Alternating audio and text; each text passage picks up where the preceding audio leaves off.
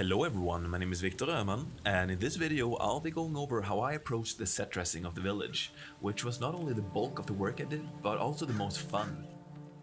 Set dressing is more nuanced than one might first think, as it requires some logical thinking regarding storytelling, the natural order of things, life cycle of plants, and how all of this interacts over time based on the surrounding areas. I'll be covering some feature overviews, useful tips and tricks, and some high-level insights into my mindset and workflow for projects like this.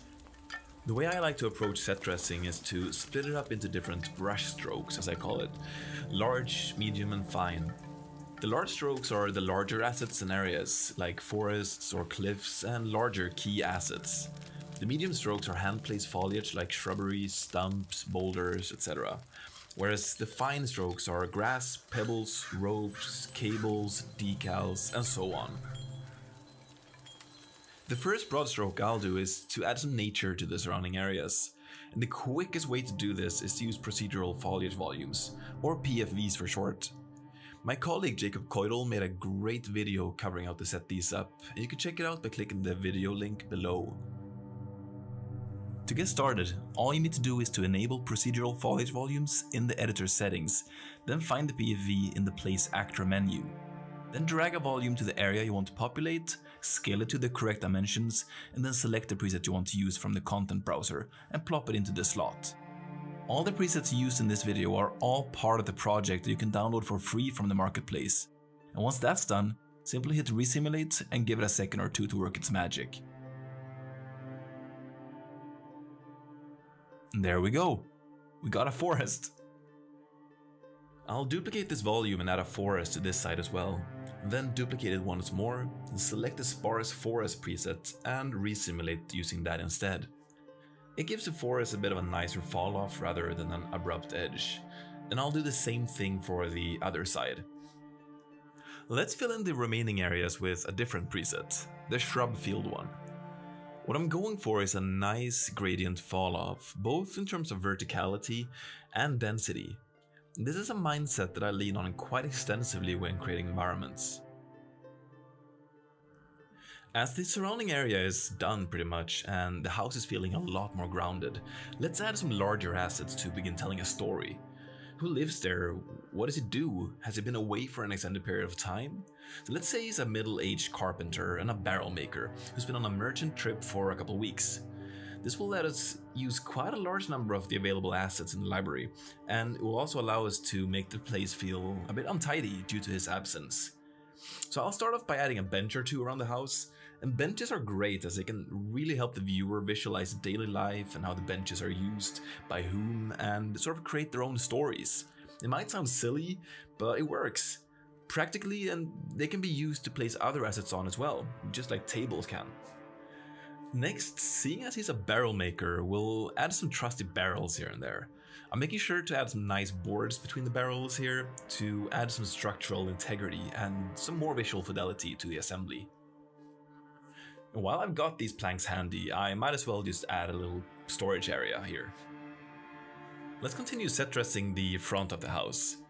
I'll grab this fantastic looking log pile from the content browser and place it in this little roofed off area, while making sure it doesn't intersect too much with the structure itself.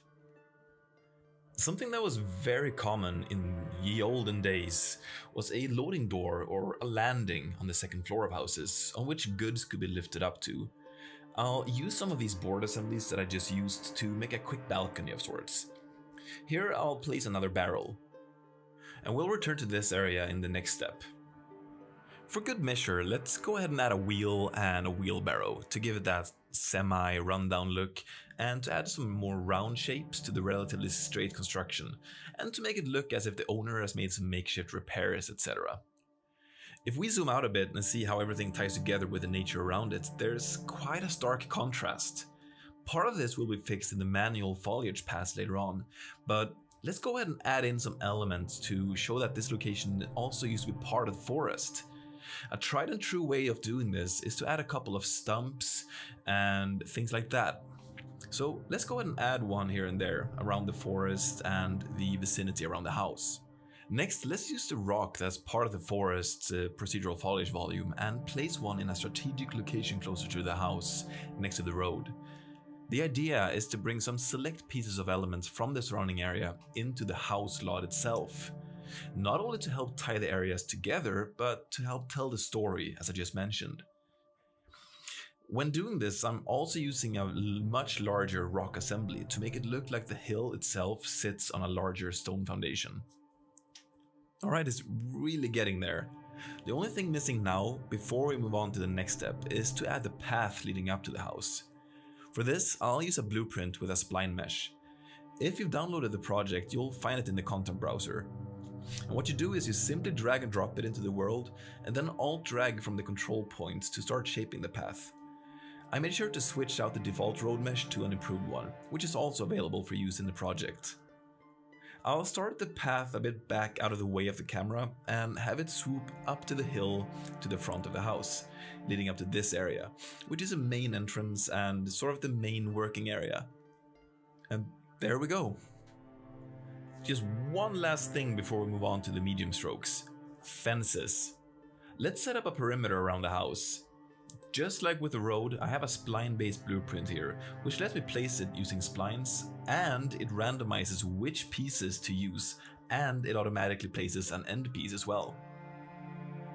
Let's drag it around one side of the house, and then create a copy and have it go along the other side of the house.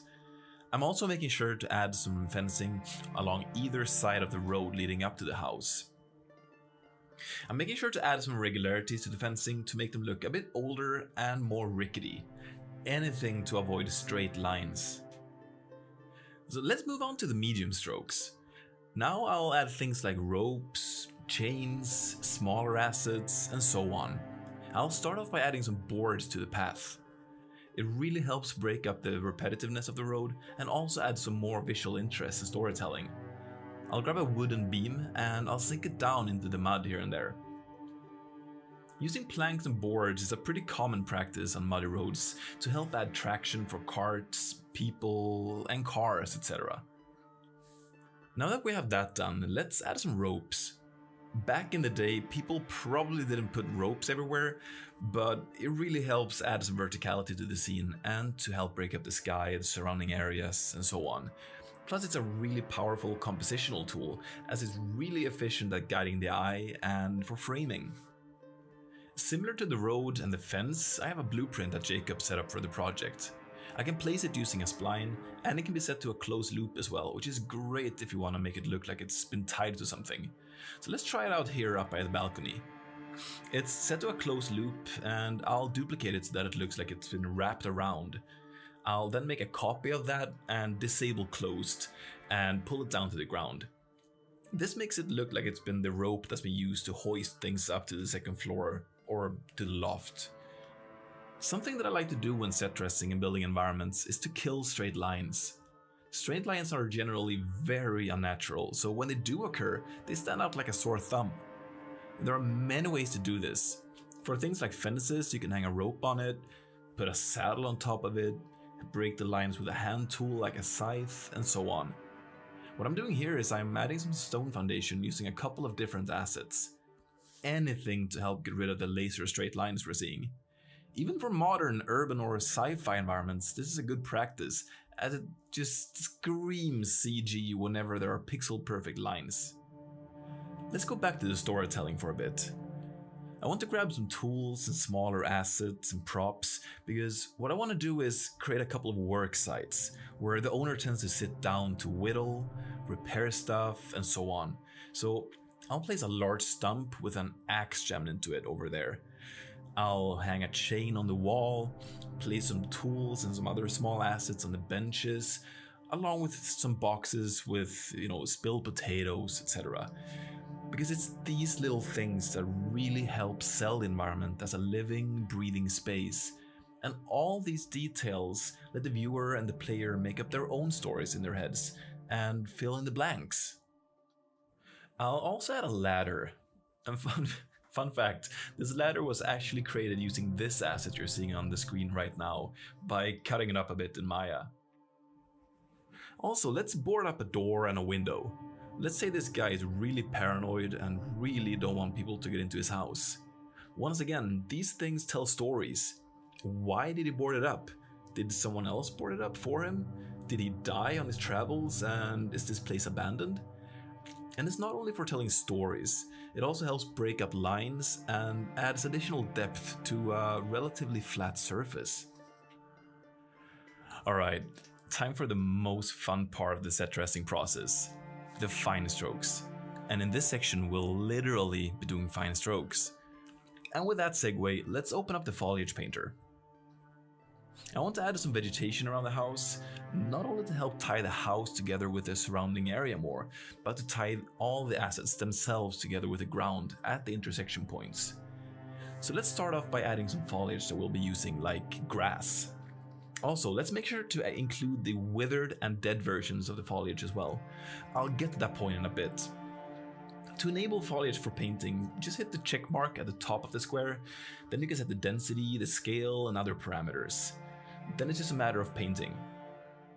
I'll also include a withered fern that I'll use here and there to help bring up the density a bit.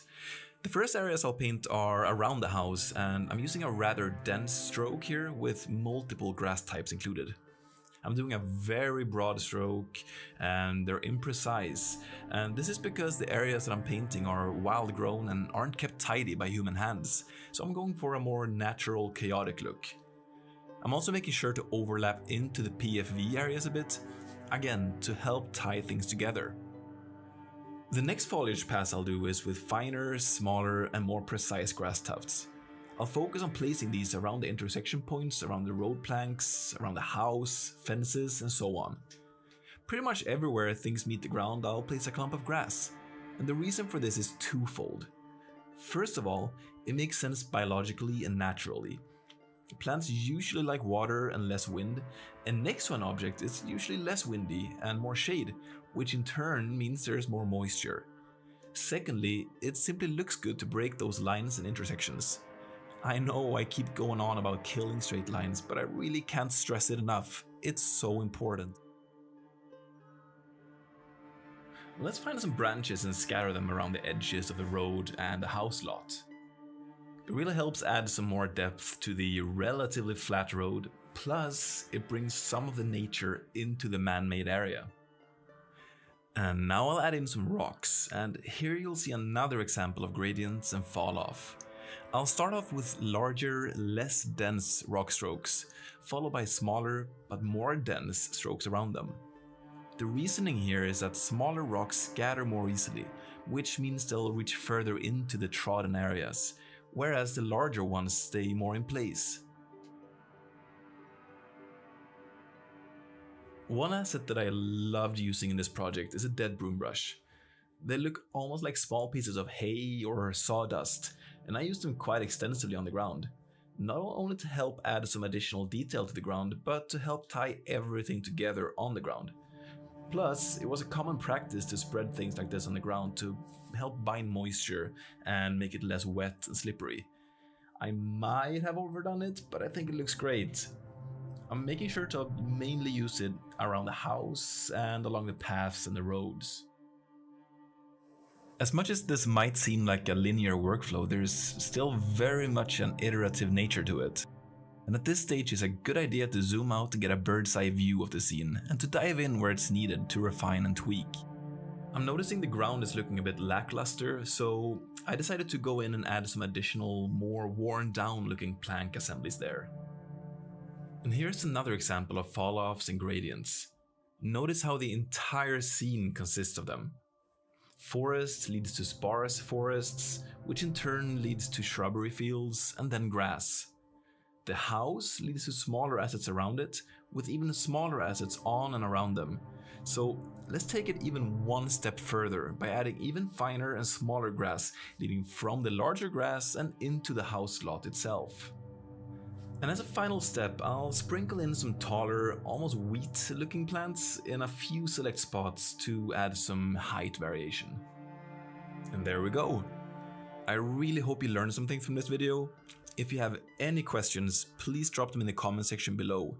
And make sure to check out the project itself, which is available for free on the Unreal Marketplace. Thank you so much for watching. and I'll see you next time.